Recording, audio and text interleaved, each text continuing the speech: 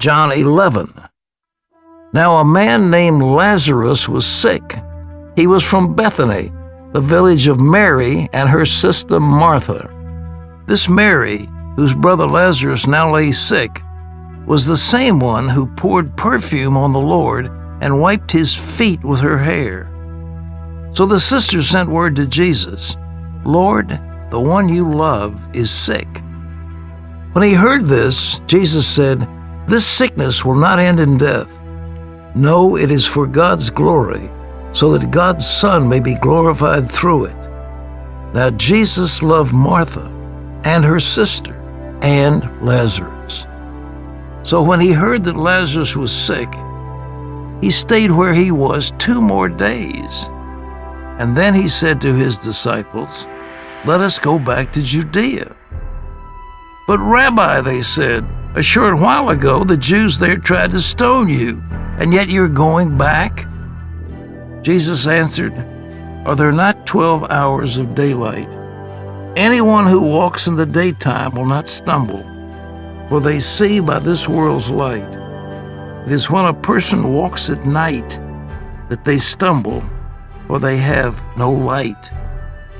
After he'd said this, he went on to tell them, "Our friend Lazarus has fallen asleep, but I'm going there to wake him up." His disciples replied, "Lord, if he sleeps, he'll get better." Jesus had been speaking of his death, but his disciples thought he meant natural sleep. So then he told them plainly, "Lazarus is dead, and for your sake I am glad I was not there, so that you may believe. But let us go to him." Then Thomas, also known as Didymus, said to the rest of the disciples, "Let us also go, that we may die with him." On his arrival, Jesus found that Lazarus had already been in the tomb for 4 days. Now Bethany was less than 2 miles from Jerusalem, and many Jews had come to Martha and Mary to comfort them in the loss of their brother. When Martha heard that Jesus was coming, she went out to meet him, but Mary stayed at home.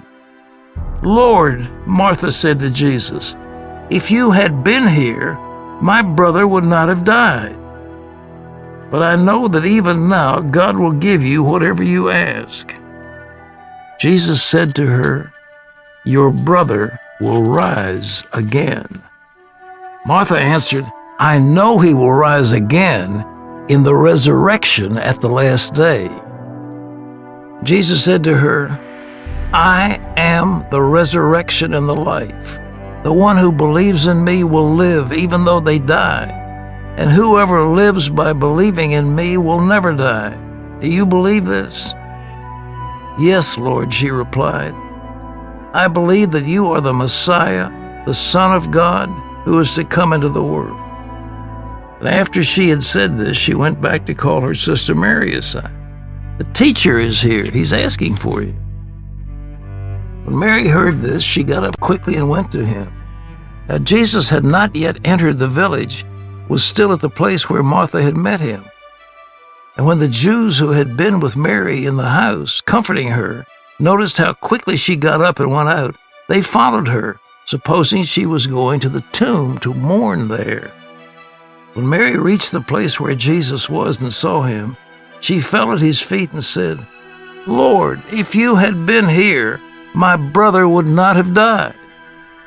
When Jesus saw her weeping, and the Jews who had come along with her also weeping, he was deeply moved in spirit and troubled. "Where have you laid him?" he asked. "Come and see, Lord," they replied. Jesus wept. Then the Jews said, "See how he loved him." But some of them said, "Could not he who opened the eyes of the blind man have kept this man from dying?" Jesus, once more deeply moved, came to the tomb. It was a cave with a stone laid across the entrance. "Take away the stone," he said. "But Lord," said Martha, the sister of the dead man, "by this time there's a bad odor, for he's been there for 4 days." Then Jesus said, "Did I not tell you that if you believe, you will see the glory of God." So they took away the stone. Then Jesus looked up and said, "Father, I thank you that you've heard me. I knew that you always hear me, but I said this for the benefit of the people standing here, that they may believe that you sent me."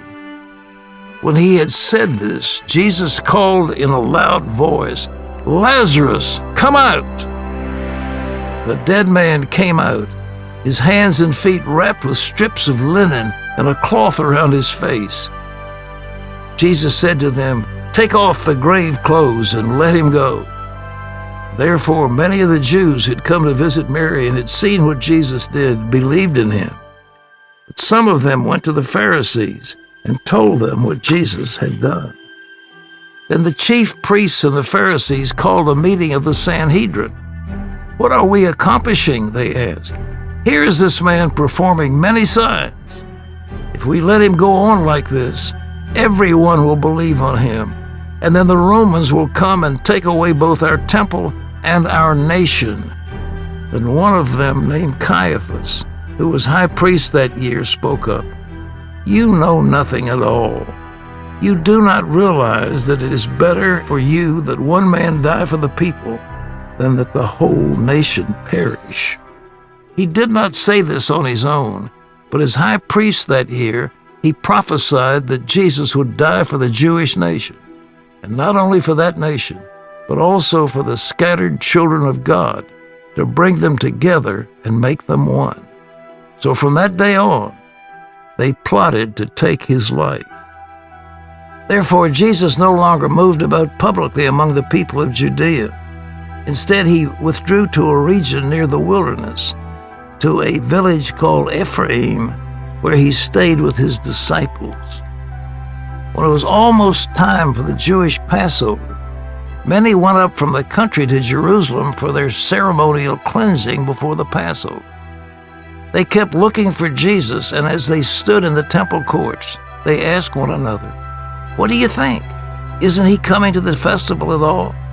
But the chief priests and the Pharisees had given orders that anyone who found out where Jesus was should report it so that they might arrest him.